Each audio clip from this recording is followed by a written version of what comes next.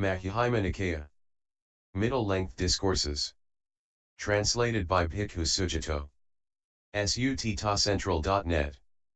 Middle Discourses 14. Kula Dukkakhandha Sutta. The shorter discourse on the mass of suffering. So I have heard. At one time the Buddha was staying in the land of the Sakyans, near Kapilavatthu in the banyan tree monastery. Then Mahānāma the Sakyan went up to the Buddha, bowed, sat down to one side, and said to him, "For a long time, sir, I have understood your teaching. Like this, greed, hate, and delusion are corruptions of the mind. Despite understanding this, sometimes my mind is occupied by thoughts of greed, hate, and delusion. I wonder what qualities remain in me that I have such thoughts." Mahānāma, there is a quality that remains in you that makes you have such thoughts. For if you had given up that quality you would not still be living at home and enjoying sensual pleasures. But because you haven't given up that quality you are still living at home and enjoying sensual pleasures. Sensual pleasures give little gratification and much suffering and distress, and they are all the more full of drawbacks. Even though a noble disciple has clearly seen this with right wisdom, so long as they don't achieve the rapture and bliss that are apart from sensual pleasures and unskillful qualities, or something even more peaceful than that, they might still return to sensual pleasures. But when they do achieve that rapture and bliss, or something more peaceful than that, they will not return to sensual pleasures. Before my awakening, when I was still unawakened but intent on awakening, I too clearly saw with right wisdom that sensual pleasures give little gratification and much suffering and distress, and they are all the more full of drawbacks. But so long as I didn't achieve the rapture and bliss that are apart from sensual pleasures and unskillful qualities, or something even more peaceful than that, I didn't announce that I would not return to sensual pleasures. But when I did achieve that rapture and bliss, or something more peaceful than that, I announced that I would not return to sensual pleasures. And what is the gratification of sensual pleasures? There are these 5 kinds of sensual stimulation. What 5? Sights known by the eye that are likable, desirable, agreeable, pleasant, sensual, and arousing. Sounds known by the ear. Smells known by the nose. Tastes known by the tongue. Touches known by the body that are likable, desirable, agreeable, pleasant, sensual, and arousing. These are the 5 kinds of sensual stimulation. The pleasure and happiness that arise from these 5 kinds of sensual stimulation, this is the gratification of sensual pleasures. And what is the drawback of sensual pleasures? It's when a gentleman earns a living by means such as computing, accounting, calculating, farming, trade, raising cattle, archery, government service, or one of the professions.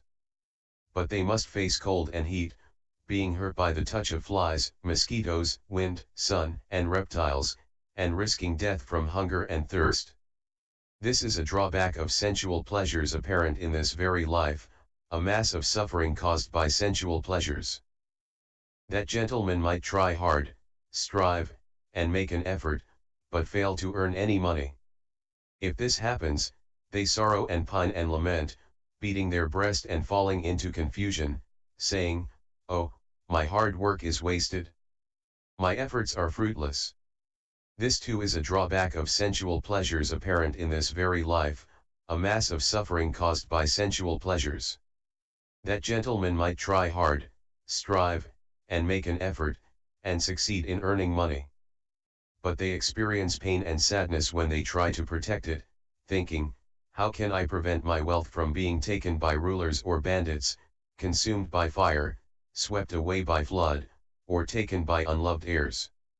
And even though they protect it and ward it, rulers or bandits take it, or fire consumes it, or flood sweeps it away, or unloved heirs take it. They sorrow and pine and lament, beating their breast and falling into confusion, "What used to be mine is gone." This too is a drawback of sensual pleasures apparent in this very life, a mass of suffering caused by sensual pleasures. Furthermore, for the sake of sensual pleasures kings fight with kings, aristocrats fight with aristocrats, Brahmins fight with Brahmins, and householders fight with householders. A mother fights with her child, child with mother, father with child, and child with father. Brother fights with brother, brother with sister, sister with brother, and friend fights with friend. Once they've started quarreling, arguing, and fighting, they attack each other with fists, stones, rods, and swords, resulting in death and deadly pain. This too is a drawback of sensual pleasures apparent in this very life, a mass of suffering caused by sensual pleasures. Furthermore, for the sake of sensual pleasures they don their sword and shield, fasten their bow and arrows, and plunge into a battle massed on both sides, with arrows and spears flying and swords flashing. There they are struck with arrows and spears, and their heads are chopped off, resulting in death and deadly pain.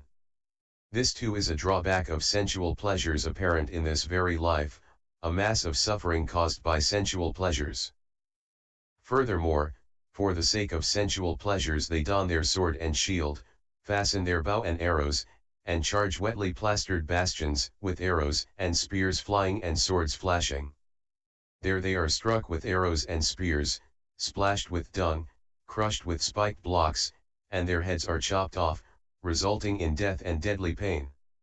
This too is a drawback of sensual pleasures apparent in this very life, a mass of suffering caused by sensual pleasures. Furthermore, for the sake of sensual pleasures they break into houses, plunder wealth, steal from isolated buildings, commit highway robbery, and commit adultery. The rulers would arrest them and subject them to various punishments: whipping, caning, and clubbing, cutting off hands or feet, or both, cutting off ears or nose, or both, the porridge pot, the shell shave, the demon's mouth, the garland of fire, the burning hand, the grass blades, the bark dress, the antelope, the meat hook, the coins, the acid pickle, the twisting bar, the straw mat, being splashed with hot oil, being fed to the dogs, being impaled alive, and being beheaded. These result in death and deadly pain. This too is a drawback of sensual pleasures apparent in this very life, a mass of suffering caused by sensual pleasures. Furthermore, for the sake of sensual pleasures, they conduct themselves badly by way of body, speech, and mind. When their body breaks up, after death, they're reborn in a place of loss, a bad place, the underworld, hell. This is a drawback of sensual pleasures to do with lives to come, a mass of suffering caused by sensual pleasures. Mahānāma, this one time I was staying near Rajagaha, on the Vulture's Peak mountain. Now at that time several Jain ascetics on the slopes of Isagili at the Black Rock were constantly standing, refusing seats. And they felt painful, sharp, severe, acute feelings due to overexertion. Then in the late afternoon, I came out of retreat and went to the Black Rock to visit those Jain ascetics. I said to them, "Reverends, why are you constantly standing, refusing seats, so that you feel painful, sharp, severe, acute feelings due to overexertion?" When I said this, those Jain ascetics said to me, "Reverend, the Jain leader Nataputta claims to be all-knowing and all-seeing, to know and see everything without exception, thus, knowledge and vision are constantly and continually present to me, while walking, standing, sleeping, and waking. He says, O Jain ascetics, you have done bad deeds in a past life. Wear them away with these severe and grueling austerities. And when you refrain from such deeds in the present by way of body, speech, and mind, you're not doing any bad deeds for the future. So, due to eliminating past deeds by mortification, and not doing any new deeds, there's nothing to come up in the future. With nothing to come up in the future, deeds end. With the ending of deeds, suffering ends. With the ending of suffering, feeling ends. And with the ending of feeling, all suffering will have been worn away. We like and accept this, and we are satisfied with it." When they said this, I said to them, "But reverends, do you know for sure that you existed in the past, and it is not the case that you didn't exist?" "No, we don't, Reverend. But reverends, do you know for sure that you did bad deeds in the past? No, we don't, Reverend. But reverends, do you know that you did such and such bad deeds? No, we don't, Reverend. But reverends, do you know that so much suffering has already been worn away? Or that so much suffering still remains to be worn away? Or that when so much suffering is worn away, all suffering will have been worn away? No, we don't, Reverend.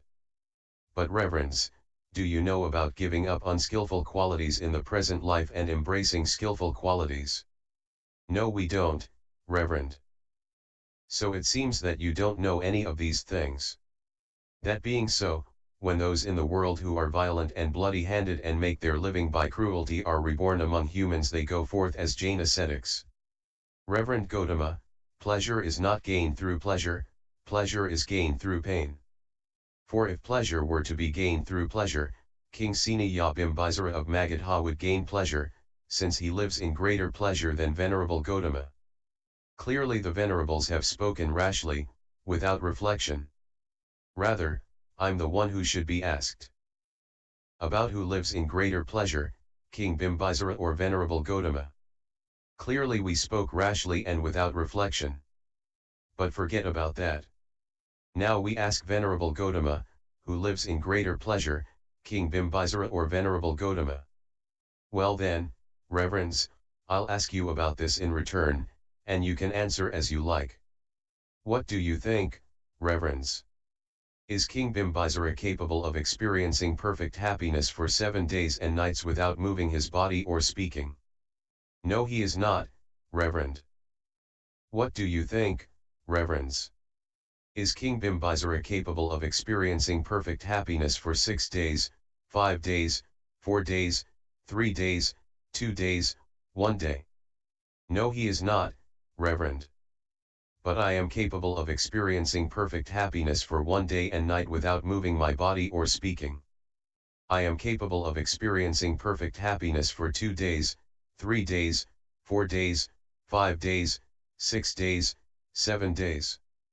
What do you think, reverends? This being so, who lives in greater pleasure, King Bimbisara or I? This being so, Venerable Gautama lives in greater pleasure than King Bimbisara. That is what the Buddha said. Satisfied, Mahānāma the Sakyan was happy with what the Buddha said.